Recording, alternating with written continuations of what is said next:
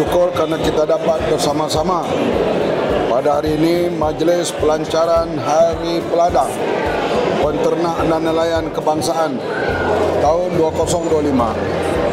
Majlis pada hari ini menjadi simbolik kepada permulaan detik kiraan 50 hari menuju sambutan penuh HPPNK 2025 yang dijadualkan berlangsung 1 hingga 3 Ogos bertempat di Sabah International Convention Center, Kota Kinabalu, Sabah.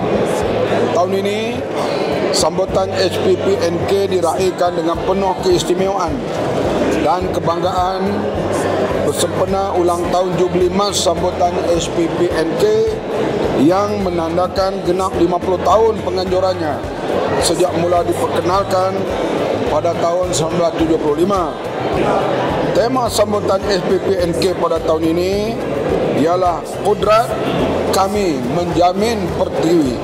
HPPNK kali ini mempersembahkan 18 segmen utama yang digerakkan di bawah 4 fokus utama.